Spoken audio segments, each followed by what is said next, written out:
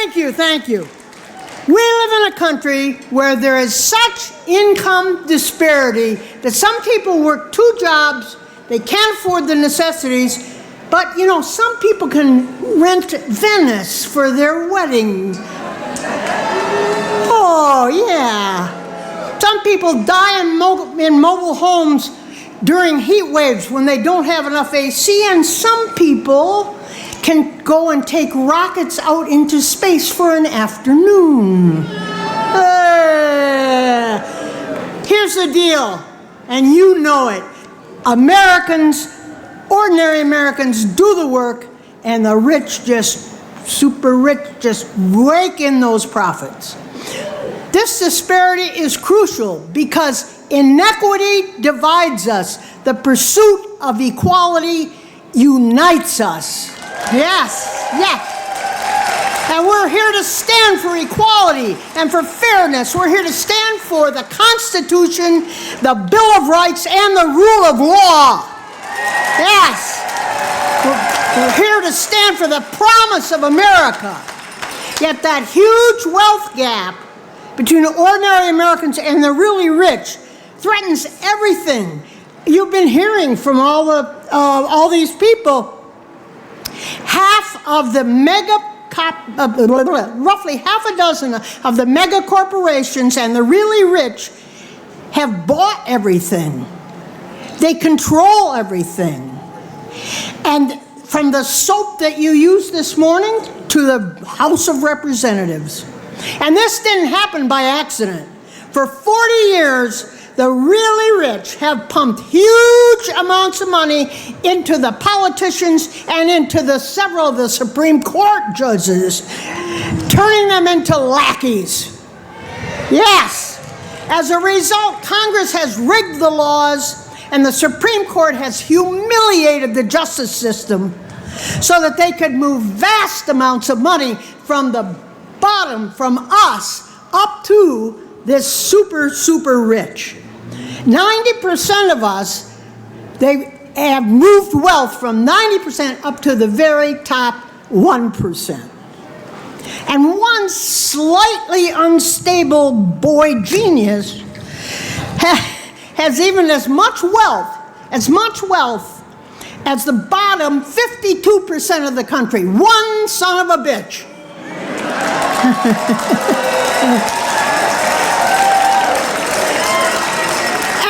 Thinks he's entitled to run the country, even though we didn't elect him for anything. And not only that, he just got a $1 trillion pay package. That's with a T. $1 trillion pay package over the next 10 years.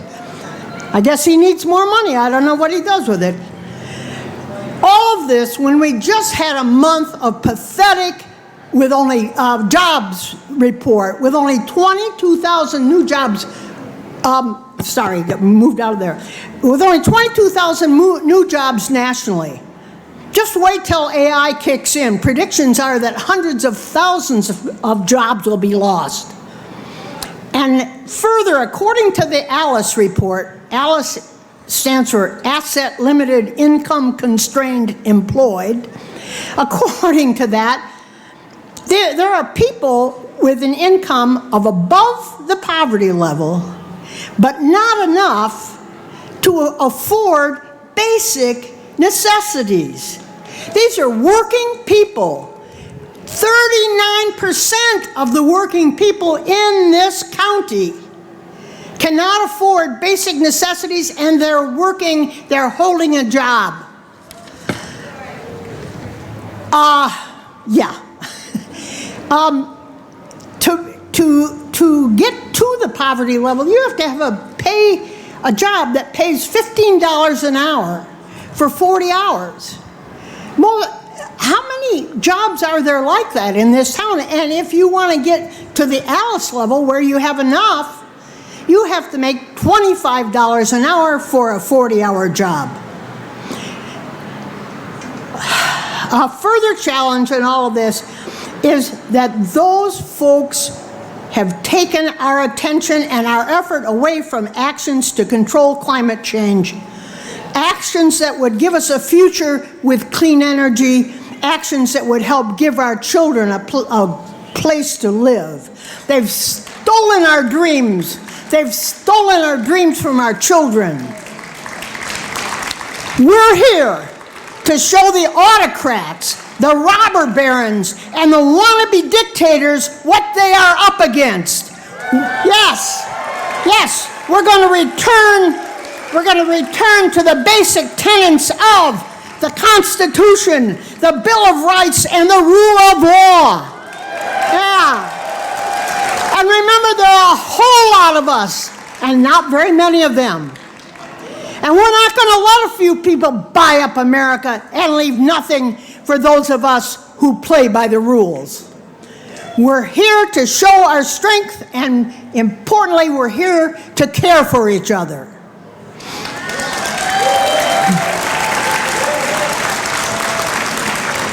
What can we do about this huge disparity, this huge, embarrassing, terrible, horrible?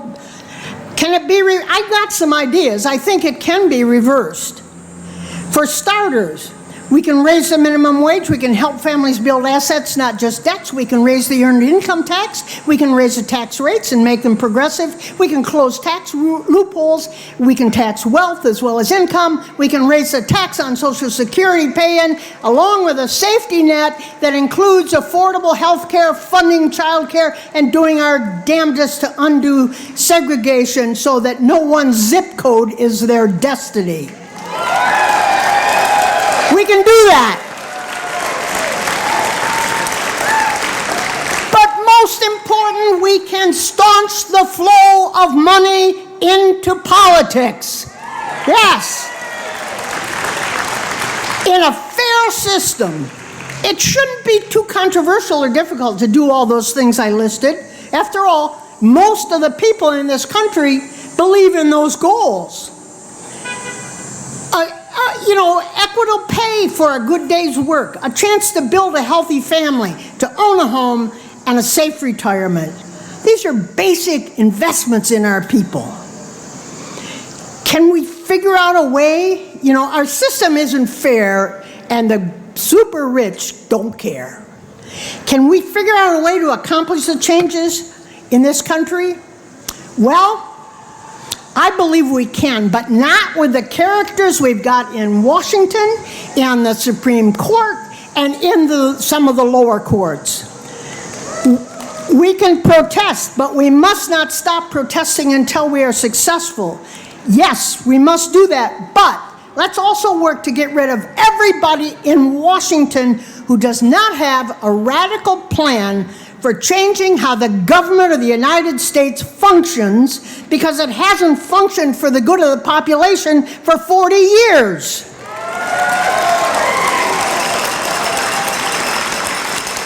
And I mean get rid of everybody. Don't re-elect incumbents. Don't elect people old like me. Don't re-elect anybody who voted for that goddamn bill. Don't elect anyone who doesn't understand the Constitution, the Bill of Rights, and the rule of laws. Legislators knew how to practice basic civics, for God's sake. This means we have to find some new, unbought, I don't think that's a word, but unbought, idealistic people into politics. And we have to focus on the primaries, getting the right candidates, ones that we can gladly support. In our search, let's quiz the candidates. Make sure they believe in, are able to explain, and are truly committed to the fundamentals. And you know what they are. The Constitution, the Bill of Rights, and the rule of law.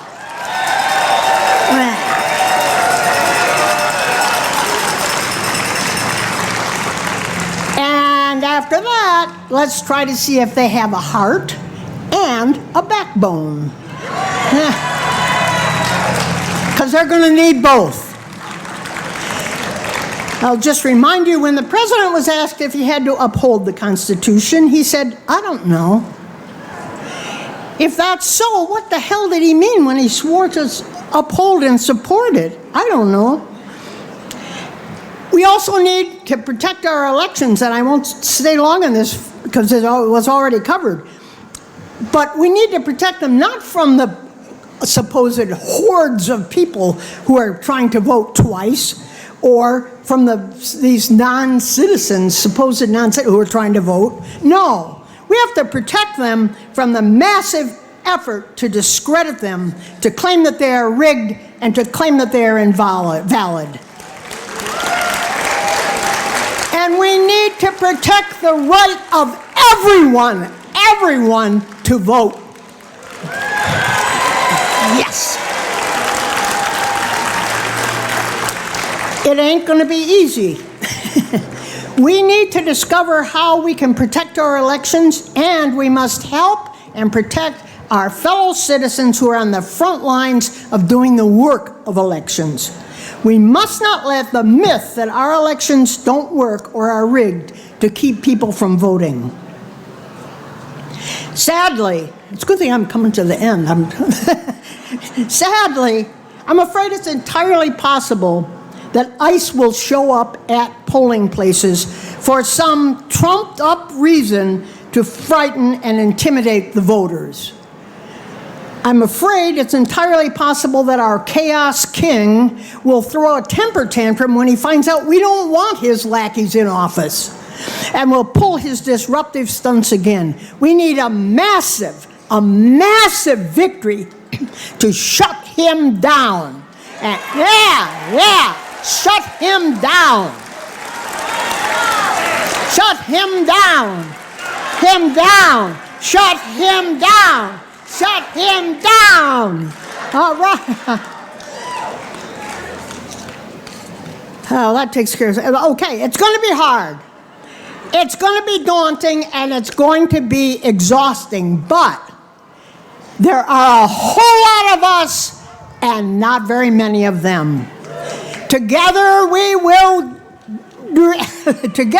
will restore a real democracy. Yeah.